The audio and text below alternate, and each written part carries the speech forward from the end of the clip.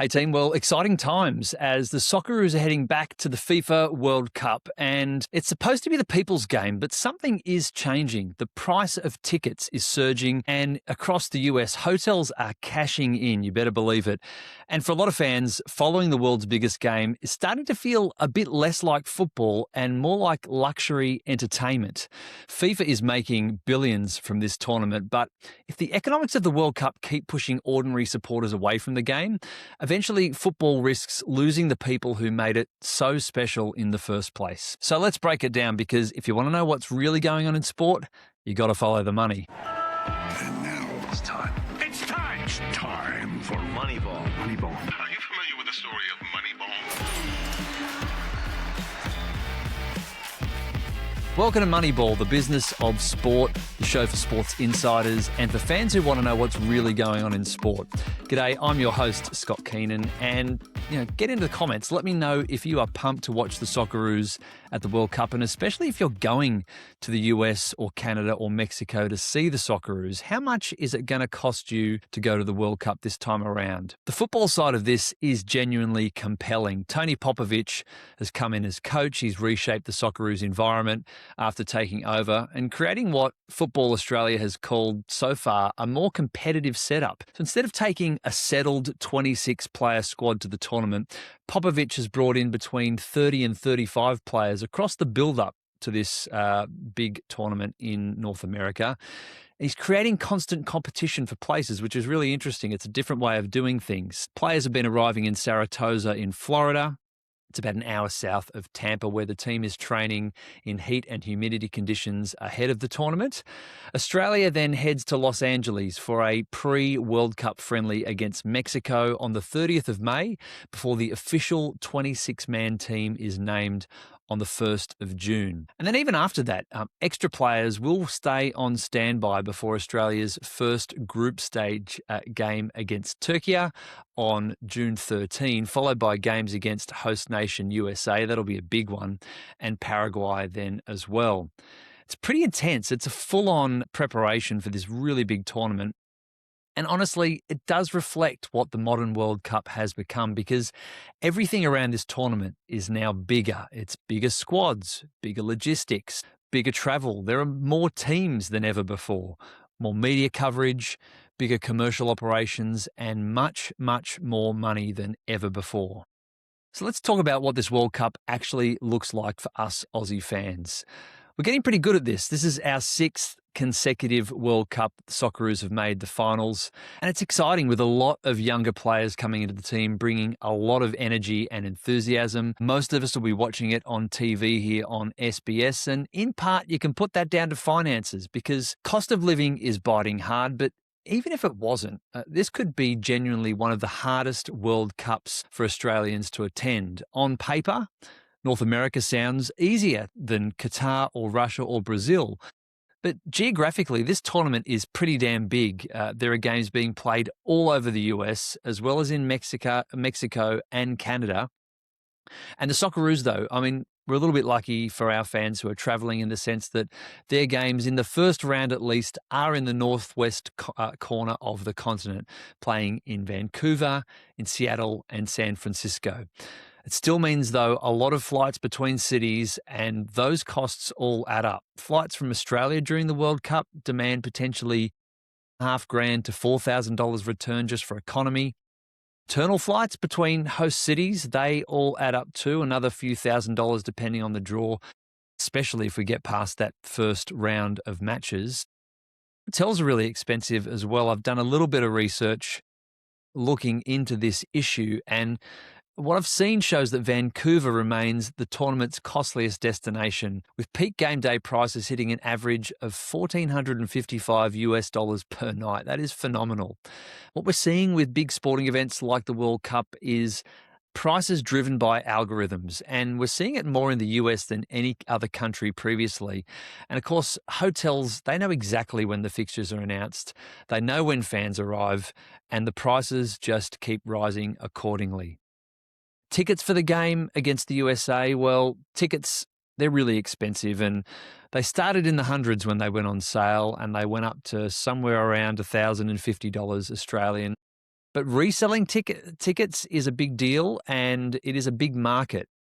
Some tickets for the USA versus Australia match are still available, with prices starting at $1,350 and some tickets have been seen at almost 10 times that price on those reselling markets. And then you've got to add food and transport and travel and transfers, currency conversion and merch, of course, which we all want to get around. And suddenly, following the Socceroos to a World Cup isn't the backpacking football trip that it once was. It's much more like a luxury holiday. And for many Australians, this could realistically become a $15,000 to $25,000 to $30,000 experience. And that really changes who gets to attend an event like this. So that's what it looks like on the ground for Aussie fans as this major event really starts to veer into luxury territory. But that is only half the story, because the real shift isn't just what happens in the stands. It's happening in how the World Cup itself is being priced and packaged and sold. We'll get into that next.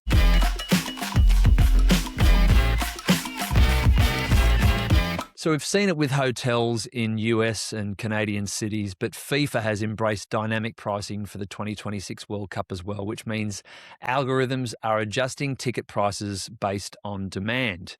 The more popular the game, the higher the price has been climbing. And while this has been pretty common in the US for concerts and American sports, football fans globally have reacted pretty badly to this. There's been quite a backlash because football culture has traditionally resisted this kind of pricing model.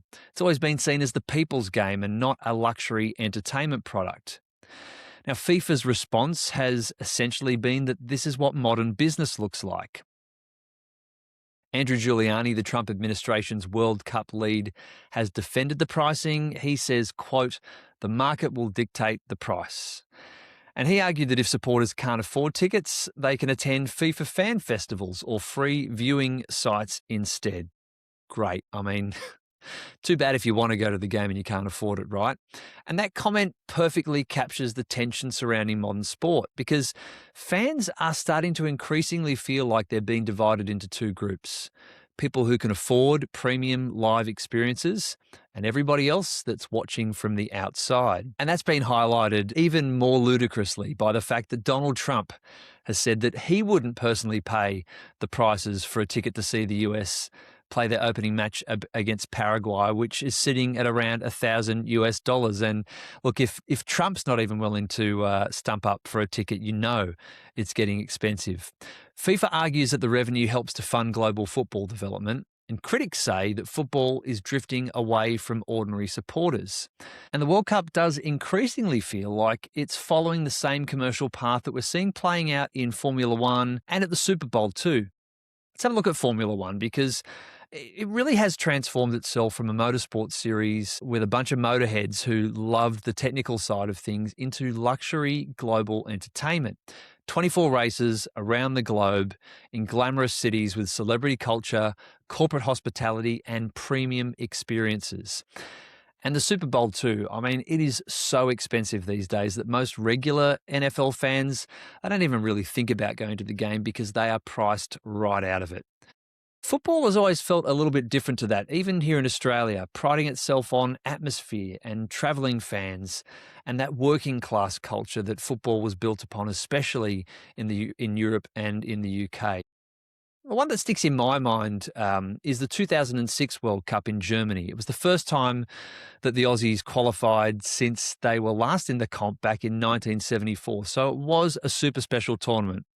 But it felt fun, it felt accessible, and I knew a lot of people who went and toured and drank beer and went to the football games, and it didn't cost them an arm and a leg. They enjoyed that experience. And I think increasingly that is going to get harder to do for everyday people, because the economics of global sport are changing rapidly. Sports administrators now understand that the emotional connection that we have with our teams and with our national sides, that to them is worth billions of dollars, and everything becomes more monetizable as that system grows. Premium seating, VIP access, hospitality, dynamic ticket pricing, and exclusive packages. Look, which is great. It's fantastic for revenue, but is it the best thing for football culture? Because atmosphere does not come from luxury suites. That is a fact. It comes from the fans in the stands. And let's bring it back home, because maybe nowhere illustrates this better in Australia than Federation Square. Because for years, Fed Square has been one of the defining images of Australian football culture during major tournaments, where fans got together overnight in the middle of the night, watching matches together and celebrating.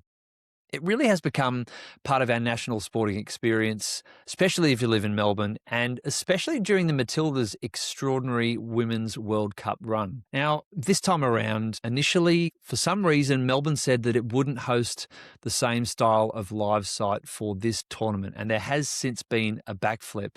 But that came because of the outcry from fans and from commentators and people in football who knew that fans would be missing out. It is vital to football culture and to the way that we get around this tournament that we have places to get together and gather and watch those games, especially when those games are being played on the other side of the world. The fact that it became a controversy at all, though, it does say something, because if your Australians can realistically afford to travel to North America, those communal experiences back home do become even more important. And that is the tension that I think sits around this World Cup. The event is going to be enormous. I'm so excited to watch it. It is great every time it comes around, and how good that the Socceroos are there again. But at the same time, for many ordinary football fans, it does feel increasingly distant, financially, physically, and culturally. And that is the sad thing about an event that really should be about bringing people together. Moneyball.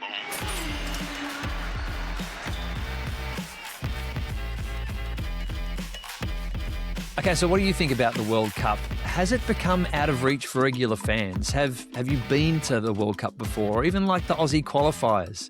How excited are you to see the Socceroos go into this tournament again? How do you think they can go? And would you spend the money if you could get time off work and get to North America? Would you pay what it would cost to get to the 2026 World Cup?